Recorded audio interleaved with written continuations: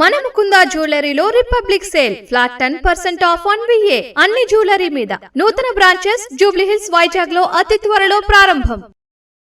రెండో రోజు మేడారం మహాజాతర వైభవంగా జరుగుతోంది. గద్దెలపైకి సారలమ్మ, పగిడిద్దరాజు, గోవిందరాజు రావడంతో తొలి ఘట్టం పూర్తయింది. అమ్మవార్ల గద్దెలను డిప్యూటీ సీఎం భట్టి విక్రమార్క దంపతులు దర్శించుకున్నారు. అలాగే మంత్రి అడ్లూరి లక్ష్మణ్, పీసీసీ చీఫ్ మహేష్ కుమార్ గౌడ్ అమ్మవారి గద్దెలను దర్శించుకున్నారు. సామాన్యుడిలా వచ్చి అమ్మవార్లను దర్శించుకున్న డిప్యూటీ సీఎం భట్టి విక్రమార్కతో ఈటీవీ ముఖాముఖి.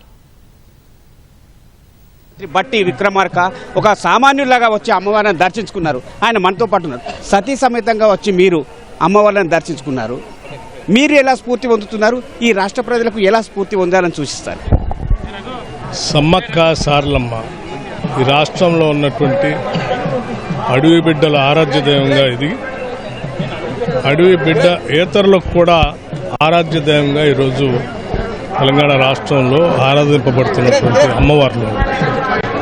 అటువంటి అమ్మవార్ల కోసం రాష్ట్ర ప్రభుత్వం ముఖ్యమంత్రి రేవంత్ రెడ్డి గారి నాయకత్వంలో క్యాబినెట్, ఇక్కడ ఉన్నటువంటి స్థానిక శాసనసభ్యురాలు మంత్రి గారు సీతక్క గారు, అట్లాగే ట్రైబల్ వెల్ఫేర్ మంత్రి గారు లక్ష్మణ్ గారు, వీళ్ళంతా అట్లాగే ఇన్ఛార్జ్ మంత్రిగా ఉన్న శ్రీనివాస్ రెడ్డి గారు, వీళ్ళందరూ దగ్గర ఉండి జాగ్రత్తగా భక్తుల కోసం కావాల్సిన ఏర్పాట్లన్నీ చేశారు. ఈరోజు భక్తుల కోసం ఎటువంటి ఇబ్బందులు లేకుండా చేసినటువంటి కార్యకలాపాలు చక్కగా ఈరోజు రాష్ట్రంలో ఉన్నటువంటి ప్రజలు కాదు, దేశంలో ఉన్న ప్రజలను కూడా ఆకర్షిస్తూ ఉంది ఈరోజు దేవాలయం.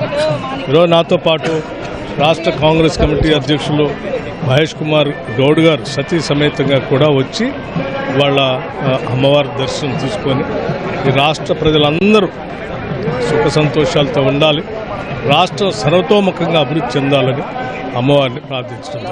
రాష్ట్రంలో రాజకీయ మారుతున్న పరిస్థితి అంటే రాష్ట్రం సర్వతోముఖాభివృద్ధి సాధించాలనే కోరుకున్నట్టని ఏకవాక్యంలో చెప్పారు.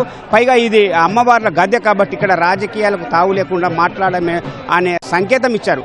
కెమెరా పర్సన్ స్మైల్తో మణి, మేడారం.